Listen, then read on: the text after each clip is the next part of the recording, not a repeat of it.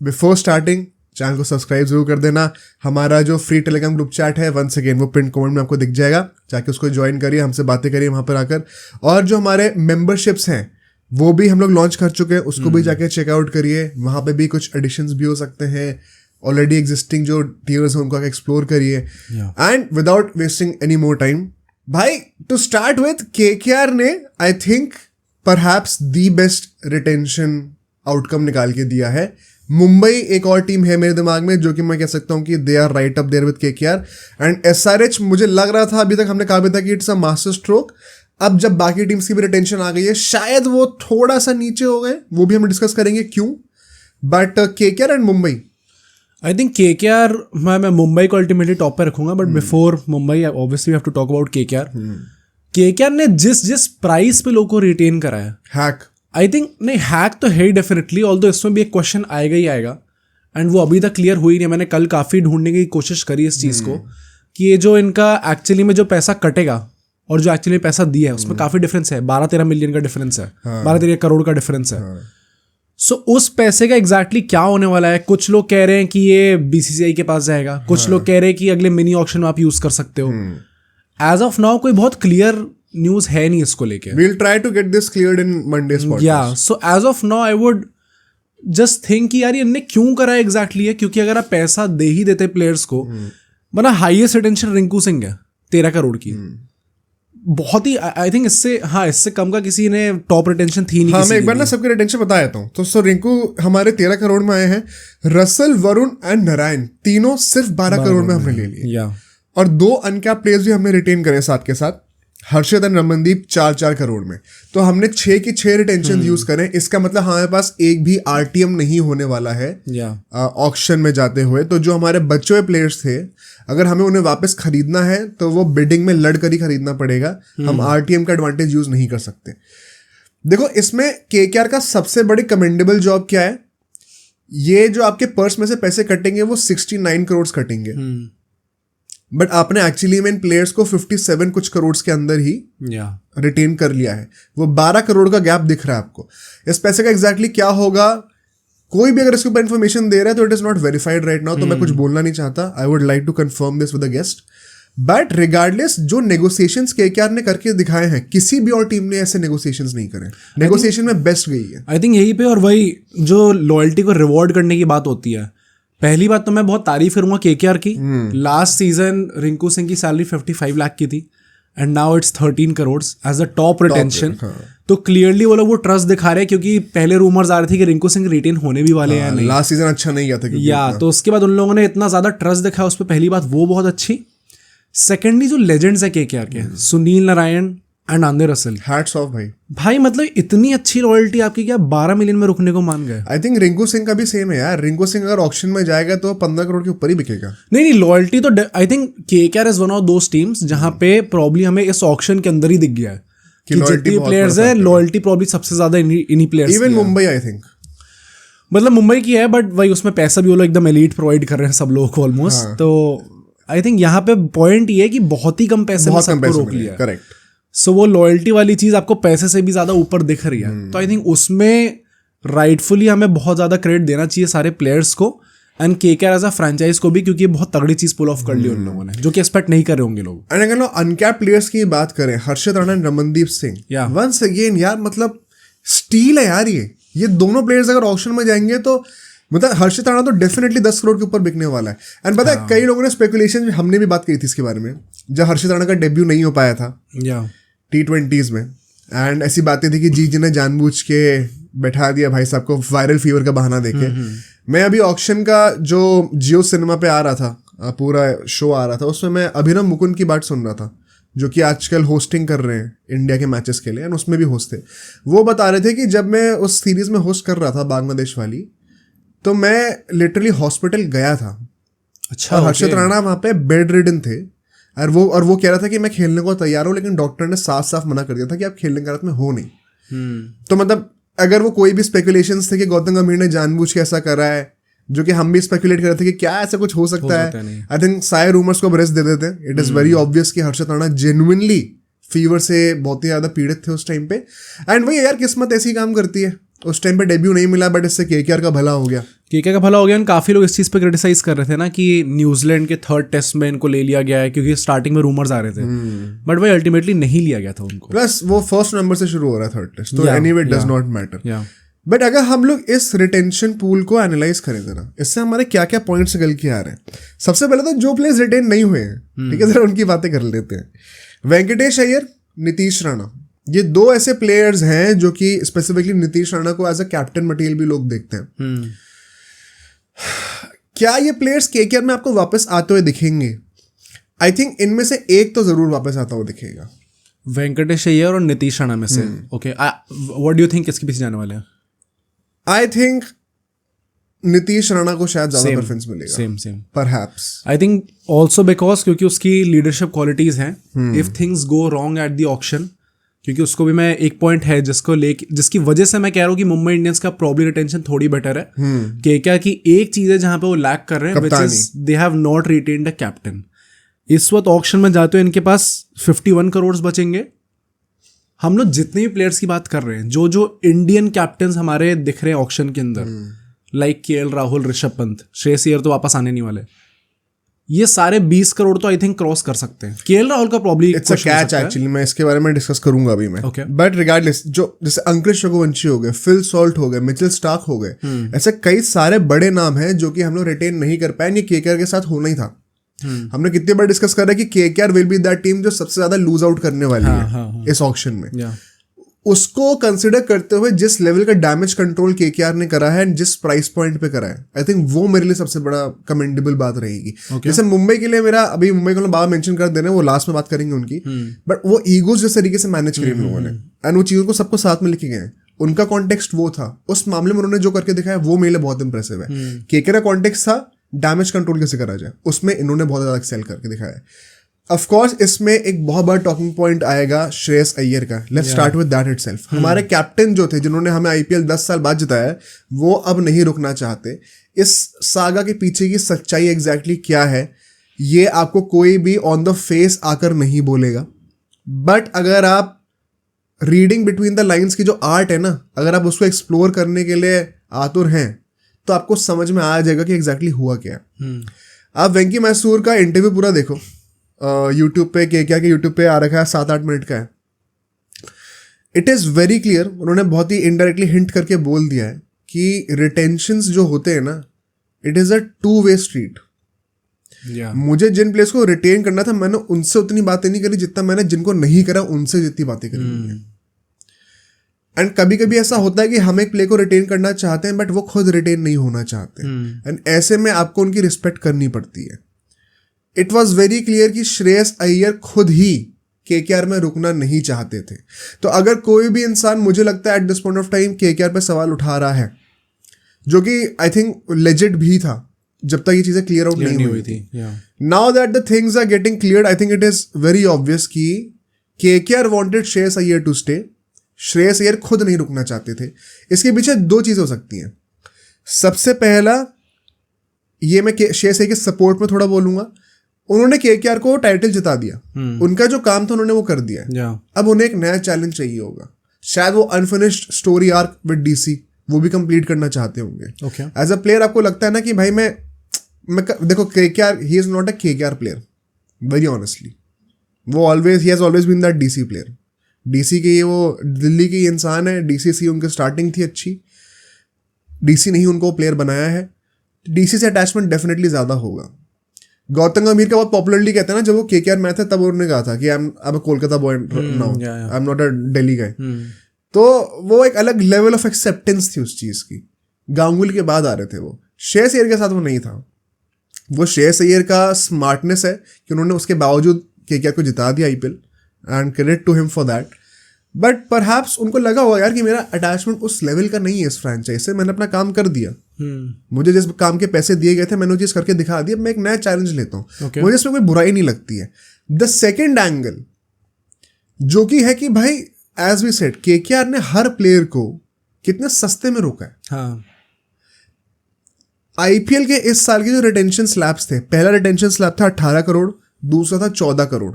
KKR के 6 players second retention slab से भी चीपर प्राइस पर रुके हुए हैं। ऐसा किसी भी और टीम ने नहीं करा इस ऑक्शन में।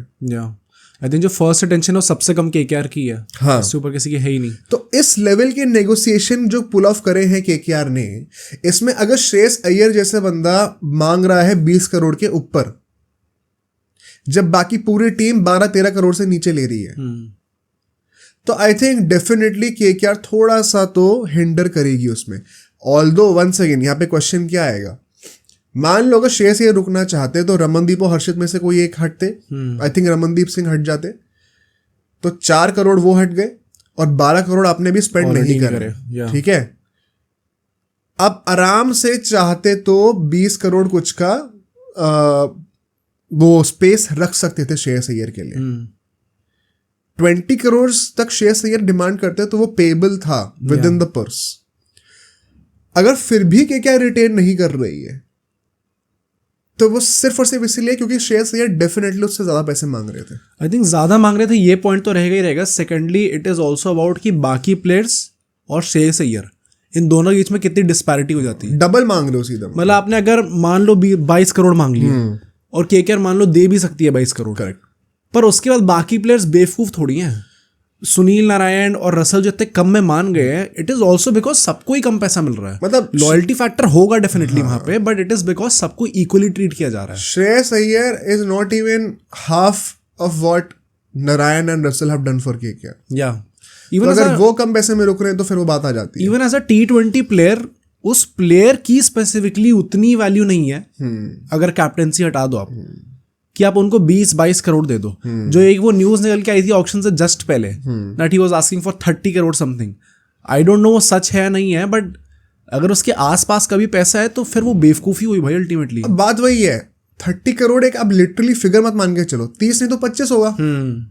अगर 25 भी है, it is almost double of Rinku Singh. तो वो डिस्पैरिटी तो क्रिएट हो ही गई ना टीम के अंदर। केकेआर का रिटेंशन में क्लियरली उन्होंने इतना अच्छा क्यों करा है इस साल रिटेंशन में, क्योंकि उन्होंने लॉयल्टी को सपोर्ट करा है। ये चीज पॉसिबल ही नहीं होती अगर वो प्लेयर्स लॉयल नहीं होते फ्रेंचाइज के लिए। तो तभी इन लोगों ने पे कट इतने बड़े लिए हैं। ये चाहते तो 15-16 करोड़ डिमांड कर सकते थे आराम से। तो केकेआर अगर लॉयल्टी को रिवॉर्ड कर रही है और एक प्लेयर नहीं रुक रहा उसमें, जो कि आपका कप्तान है, तो definitely he was not loyal then. वो चीज बहुत क्लियर है। एंड पता है, किसी भी स्पोर्ट में, टीम स्पोर्ट में, प्लेयर कोई कितना भी अच्छा हो, अगर वो आपकी टीम के लिए रुकना नहीं चाहता ना दिल से, तो उसको मत रोको। ये हमेशा एप्लीकेबल होता है। उसे नहीं रोकना चाहिए। फिर नहीं, कभी फोर्स मत करो ऐसे प्लेयर को।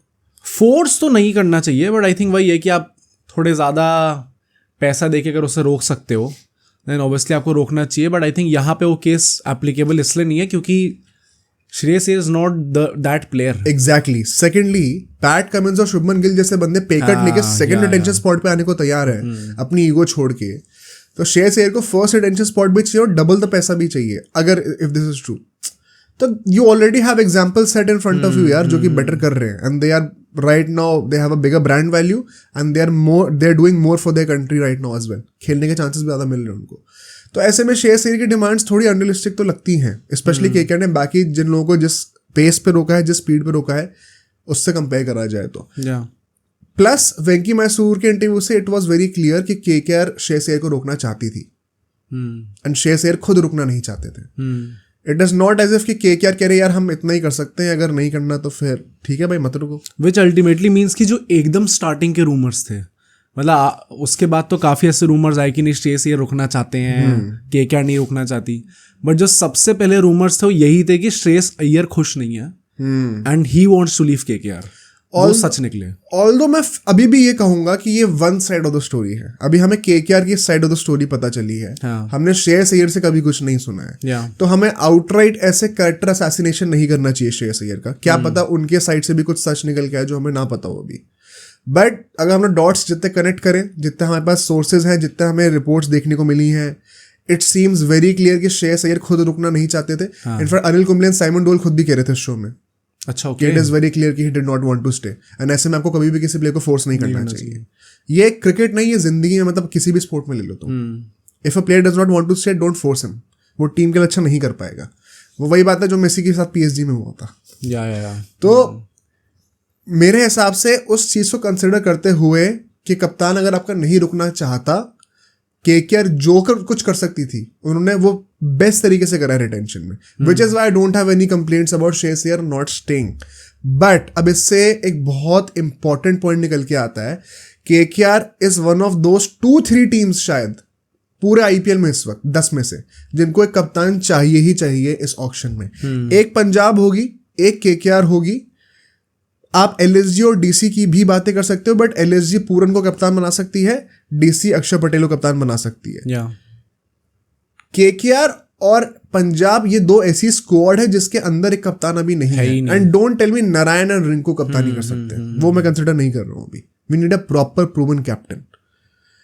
एंड सो अब अगर आपके पास जो ऑप्शंस हैं, बटलर हो गए, ऋषभ पंत हो गए, केएल राहुल है, फैफ डु प्लेसी है, अब अभी 2-3 और नाम भी हैं. आप इनमें से या तो कोई कप्तान पिक करो and go all out for him. But फिर आप बाकी अपने जो प्लेयर्स आप दोबारा लेना चाहते हो, आप उनको शायद सैक्रिफाइस कर दोगे, क्योंकि वो भी बहुत महंगे बिकने वाले हैं केकेआर के प्लेयर्स जो हैं. तो ये एक प्रॉब्लम आ गई है कि श्रेयस अय्यर के जाने से आपको एक कप्तान ढूंढना पड़ेगा. And to be very honest, Buttler being an English player, क्या आप कप्तान बनाना चाहते हो? ऋषभ पंत क्या श्रेयस अय्यर जितने अच्छे कप्तान है? नहीं. Better batter for me in T20s for sure right now. बट कप्तानी के मामले में आई थिंक श्रेयस अय्यर रुकते तो बेहतर होता. बस बात वही है कि अगर वो खुद ही रुकना नहीं चाहते तो मैं केकेआर को क्या क्रिटिसाइज करूँ. ये पॉइंट सही है, ऑल्दो मैं वही कहूंगा कि ये जो कैप्टन वाली बात हो रही है, हाँ, हमने जो कैप्टन्स के नाम लिए, ये ऐसे कैप्टन हैं जो कि अच्छे खासे महंगे बिक सकते हैं, unless and until you want a Faf du Plessis, जो कि ऑलरेडी 40 इयर्स के हो चुके हैं, सो वो उतने महंगे वैसे भी नहीं बिकने वाले. तो अगर आपको वैसे टाइप के कैप्टन चाहिए तो शायद आपको सस्ते में मिल जाए. बट उसके अलावा जॉस बटलर की ले ले, ऋषभ पंत की ले ले, केएल राहुल की ले ले, ये वैसे प्लेयर्स हैं जो कि काफी अच्छे अमाउंट में जा सकते हैं. And I don't think Nitish Rana को कप्तान बनाया जाएगा, बिकॉज अगर बनाना होता तो वो रिटेन होते. हाँ, रिटेन हो जाते वैसे तो कायदे से. ऑल्दो वही बात है कि क्या किस प्राइस पर रिटेन होते फिर वो. एंड अगर उन्हें ऐसे 12-12 मिलियन में ही करना होता, शायद उससे सस्ते में वो ऑक्शन के अंदर मिल जाए. पर आरटीएम उनके पास नहीं है यार. वो बात वही है ना, वो सस्ते में भी रुक जाएंगे यार. केकेआर ने तो रोक लिया ना सबको सस्ते में. नहीं, सस्ते में मतलब कितना, क्या 10 मिलियन में रोकेंगे नीतीश राणा को? 10 मिलियन तो नहीं, 10 करोड़ में, 6-7 करोड़ में रोक ले भाई. नीतीश रेड्डी को भी तो रोका ही है भाई. नीतीश राणा 6-7 करोड़ में रुक जाएगा, जो कि अभी पिछले साल आपका कैप्टन था भाई. अगर वरुण चक्रवर्ती, आंद्रे रसेल और नारायण 12 करोड़ में रुक सकते हैं, तो नीतीश राणा 7 करोड़ में नहीं रुक सकता. वो एब्सोल्यूट अमाउंट्स में तो तुम कह दोगे कि हाँ, उनके आधा प्लेयर भी नहीं असली ने रुक जाना चाहिए. हाँ. बट वो आधा अमाउंट काफी कम भी हो जाएगा. 8-9 ले लो, उससे ज्यादा तो नहीं मांगते वो भी. आई think it is a very reasonable price. I think double figures में तो मांगते ही भाई, एटलीस्ट 10 तो होता ही. पर अगर मांगते भी ना तो बाकी प्लेयर्स अपनी सैलरी कम कर लेते. बात है कि एडजस्टमेंट हो जाता, उसमें इशू नहीं होता भाई. इतना आसान नहीं है भाई. आई डोंट थिंक सो कि बाकी प्लेयर्स इससे भी कम में मान जाते कि हम और पैसा कम कर लेते. नारायण सिंगल डिजिट्स में था पिछले मेगा ऑक्शन में. उसके बाद क्या करा उसने? It does not matter. उस टाइम पे उसकी वो ट्रैजेक्टरी नहीं थी. रसेल एंड नारायण को लिटरली हर सिस्टर फ्रेंचाइज से केकेआर खिलाया जाता है. वो एक मल्टीपल फ्रेंचाइज डील है. वो सिर्फ इसके वजह से नहीं तोड़ेंगे कि उनको आईपीएल में कम पैसे. 22 में जब ऑक्शन हुआ था, आई एम प्रीटी श्योर काफी केकेआर फैंस ये सोच रहे होंगे कि शायद it's time to let go of Russell and Narine. मुझे भी लगा था. there's a reason why it was happening, and क्योंकि वो विश्वास उठ रहा था कि भाई अब इनकी एज हो रही है, अब उस लेवल पे परफॉर्म नहीं कर पा रहे, इसलिए जाने देना पड़ेगा. अगर आज की डेट में रसेल और नारायण जैसे प्लेयर्स ऑक्शन में आते तो जितना इन्हें मिला उससे काफी ज्यादा पैसा लेके जाते हैं. तो ईदर वे ने प्राइस कम करके ही रोका, इन लोगों ने बार्गेन करके ही रोका है. अब प्रोबेबली वो जो पावर डायनामिक था, वो आई नो वो लॉयल्टी है इसलिए इतने आराम से मान गए. बट कायदे में जो पल्ला भारी था वो उन दोनों का था, रसेल और नारायण का. तो आई डोंट थिंक कि इससे भी ज्यादा कम में मान जाते, क्योंकि फिर वो एज एन अमाउंट बहुत ज्यादा कम हो जाता. मैं उसको डिनाई नहीं करेंगे, पल्ला उनका भारी था. But having seen this franchise for so long, I know they would have negotiated this. Nitish Rana, सिर्फ उन 2 लोगों की बात कर रहा हूँ मैं रिंकू की भी बात नहीं कर रहा हूँ. Specifically those 2 guys, they would have negotiated. But regardless, that is up for debate. अब पॉइंट क्या है, इस स्क्वाड में 3 ऑलराउंडर्स इन्होंने ऑलरेडी रोक ली हैं. आई थिंक केकेआर के रिटेंशंस क्यों इतने स्टेलर हैं इस बार? रमनदीप, रसेल, नारायण, 3 ऑलराउंडर्स आपके पास है 6 में से. तो आपने ऑलराउंडर्स को ऑलरेडी भरना शुरू कर दिया टीम में, which we know how important it is last season से जो हमने देखा था. सेकेंडली, आपके 20 में से 16 ओवर ऑलरेडी बुक्ड है. रसेल के 4 ओवर, नारायण के 4 ओवर, हर्षित राणा के 4 ओवर, वरुण चक्रवर्ती के 4 ओवर. अभी हमने रमनदीप सिंह को काउंट भी नहीं करा, वरना 20 ओवर पूरे हो जाएंगे। चाहो तो आप 20 ओवर इन रिटेंशन से ही करा सकते हो। ये शायद किसी भी और टीम के पास अभी नहीं है, इस लेवल का इन लोगों ने प्लानिंग करी है। थर्डली, इनकी finishing already one of the best है। Rinku, Russell, Ramandeep number 4, number 5, number 6, या नंबर 5, नंबर 6, नंबर 7, 6, 7, 8 भी कर सकते हो आप। मतलब ये जो RRR जो है ना 3, ये मतलब this is one of the best finishing triplets out there right now. वो भी इन लोगों ने रिटेन कर लिया है। आप प्लेइंग 11 के हिसाब से सोचोगे ना तो आपने 2-3 चेक बॉक्सेस ऑलरेडी टिक कर लिए। अब इसमें करना क्या है, इन लोगों को ओपनर्स ढूंढने हैं, ठीक है, टॉप ऑर्डर बैटर्स ढूंढने हैं। नारायण के साथ कोई ओपनिंग कर ले, एक नंबर 3 पे आ जाए, नंबर 4 पे आ जाए, एंड फास्ट बॉलर्स ढूंढने। इनके स्पिनर्स भी सॉर्टेड हैं, वरुण चक्रवर्ती, नारायण 8 ओवर डन है ऑलरेडी। इनको फास्ट बॉलर्स ढूंढने हैं। इनफैक्ट इनकी डेथ बॉलिंग भी सॉर्टेड है भाई, kind of. Russell death bowling करता है, हर्षित राणा भी डेथ बॉलिंग करता है। इनको ओपनिंग बॉलर्स बस ढूंढने और ओपनिंग बैटर्स ढूंढने, बाकी पूरी टीम सॉर्टेड है भाई अभी। एक बैटर में से विकेट कीपर भी होना चाहिए of course, but all other roles are already done.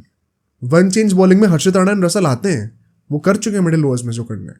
तो आई थिंक इनकी प्लानिंग उस हिसाब से बहुत तगड़ी हुई है कि जो ये रोल्स चाहते हैं डिफाइन करना, वो इन्होंने ऑलरेडी टिक कर रखे हैं। वो बहुत अच्छा करा इन लोगों ने। सेकेंडली, अब इसका जो मुझे लगता है कि केकेआर का सबसे बड़ा प्रॉब्लम क्या होगा, वो होगा कप्तानी का।